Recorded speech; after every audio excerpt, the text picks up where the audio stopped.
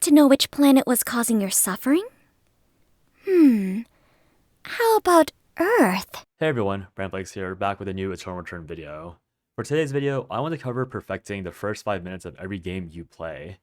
The reason why the first 5 minutes, or rather the first day and night cycle, are so important is because the more perfected you get your routine, the easier it will be to adjust to unfamiliar scenarios and also set the tempo for the rest of your game and any game you play. It's always really important to know whether your character is good or should be farming a bunch of monster camps. Let's say like the first wolf spawns into bear spawns and maybe even mutant dogs, wolves, or chickens, versus just grouping the team early because your character lacks the fundamental farming capabilities early on to safely kill those animals and instead would perform better in grouping up with your team and maybe trying to get early squad wipes on night 1. Now, before we jump too far ahead, let's talk about optimizing your route in the first minute of the game. So when you spawn in the game, you'll notice that the game highlights a few boxes for you. Essentially, you want to figure out the most efficient way to walk through these boxes and get to your next zone. And the reason why you want to do that is because your first zone is really important, because the faster you get to your first zone, the faster you'll be in your second zone. And your second zone is really, really important to be there quickly, because if you're not there quickly, someone else might spawn just a second ahead of you. And if someone is even 1 second ahead of you, that can ruin the rest of your game because you'll have to walk over to a different spawn location if you're unlucky enough that the enemy that spawned near you needs all of your items as well. So the faster you do your first and second zone, the more consistently you'll be done with your third zone, which is when most builds will finish. Of course, there are a few niche builds that only have 2 zones and they call in 1 extra item, and you'll have to really understand if you are in a hotspot for those type of builds. For example, Lee Dai Lin loves ending in forest, and Lee Dai Lin will always be done with her build by the time you teleport in there.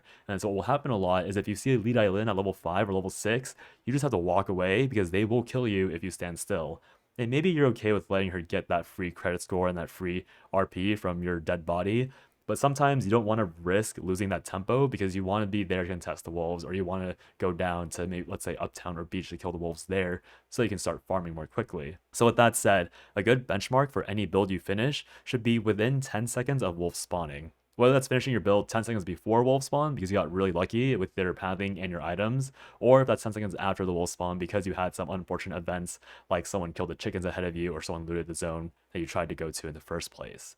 Now, once those wolves are dead, you have a few seconds of free time. Usually those 30 seconds that you have between the wolves dying and night 1 starting are going to be dedicated to either cooking at campfires or teleporting to a teammate or walking to an area where the night 1 spawns will happen. Now, night 1 is really important because night 1 is where bears, mutant animals, and mutant animal packs will spawn. So bears are very efficient because they give the most base credits to you and your team. When you kill a bear, you essentially get the equivalent of 8 credits team-wide, and it's really good to kill multiple bears because the more bears you kill, the more likely you can afford your credits before you want to fight for an early objective on night 2. Now, if you go for the mutant chickens, mutant dogs, or mutant boars instead, very often these packs will be placed very close to cubes, and cubes will spawn about 30 seconds after, I think 25 seconds actually, after the night turns. These cubes are severely underutilized at the moment because if you pick them up on spawn, they will last long enough into your first fight for the day 2 objective. And of course, there are some very, very powerful cubes. For example, the red cube, which is known as the sanguine cube, I believe, gives you a very heavy dot that wouldn't be accessible until Wicklin in a usual game. And then if you're talking about the blue cube or the purple cube, these give very powerful bonuses to attack speed and movement characters, as well as amp characters respectively. So if you're playing an amp character, let's say that your build caps out at 20% CDR because you're going to 10% items, if you get the purple cube, you'll almost double your CDR for free, going from 20% to 35% because that cube gives you 15% and 5% overcap, as well as more amp and an effect that does damage when you hit somebody. The movement speed cube, or the blue cube, will give you more attack speed and movement speed, which will let you kite around characters or chase characters much more easily, potentially leading to earlier wipes or even just getting away and not wiping. So you want to make sure that you know which animals you want to contest, and if you are not strong enough to contest those animals, you want to beeline straight to a hyperloop to either teleport to a place you think is not being farmed, or your teammates so that you can group up and kill people that are being confident in killing animals alone. Now, once all that's done, meteors will be alerted 1 minute before night 1 ends. And it's super, super important that you check exactly where your entire team is right when that minute happens, because you don't have much time to congregate on an area where you either want to contest for tree or for meteor. By this point, most of the animals like bears and mutant camps will be taken, so there's really no excuse to not be with your team by the time, like let's say 30 seconds out from night one, or you're not planning to go there. Of course, you could still be farming random chickens and dogs that respawn from day one clears, but you really just want to make sure that you're with your team, or you are maybe your team died in night one and they're gonna like die and carry over into day two. If you know that's happening, then you want to make sure that you're near mutant dogs so they have a tiny, tiny chance to just flip a free meteorite or tree from those animals instead. Now, also for day two, you should understand that the wolf camps will also respawn. So if you're not contesting animals, or if you're not contesting for tree or meteorite, and you were the person that killed a wolf camp on day one, you can always return to those for some extra credit boost, and again, the free random item, random upgrade if it happens to drop. So even if your team, let's say that two of your teammates are killed off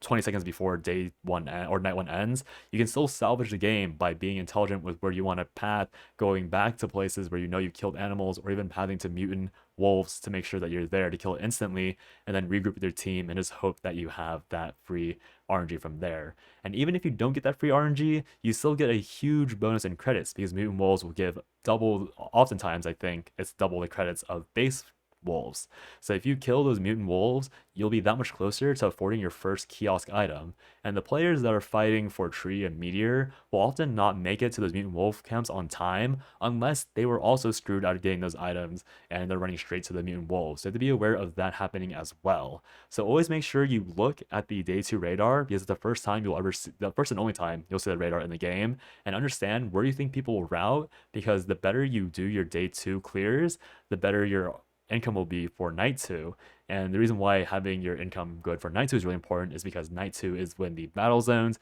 and alphas spawn. And this is basically a really big deal because, as you might know, if there are three teams in one battle zone, you can get a very, very early force core from that kill or from winning that battle zone. So you always want to make sure that you're as strong as possible for that battle zone. So whether that's going to, clearing all the maps and then ordering your first force core a minute and a half before battle zone even begins, or just managing to barely scrounge together those credits for the force core as the zone starts, you'll know how well you farmed and how well you controlled your tempo with farming and routing if you can easily afford a force core item well before battle zones begin. If you cannot afford a force core item by the time battle zones begin, it's most likely because you were not able to farm well, and your team was also not able to farm well, and you're also not able to get kills, which basically means you're going to be playing a very difficult game where you're often going to be running from other teams and just trying to scrounge up random items from boxes or animals, which is totally fine because miracles can happen, and they do often happen in Torn Return if you're playing the game properly. But having those first 5 minutes mapped out and knowing to recognize when you're in a good spot versus a bad spot will help you make it to the end temporary zones much earlier, all things considered, just because there might be certain fights that you barely win because you have an early upgrade, and there might be fights that you don't win because you don't have early upgrades. So hopefully this video made sense. It's going to be a shorter video because I want to try and make these a bit shorter so they're more consumable. And if you have any questions or you want me to make more guide videos, I'll be trying to continue that. So if you have any ideas, please leave that in a comment below. Hope you guys have a good day or night wherever you are, and I'll see you next time. Bye-bye.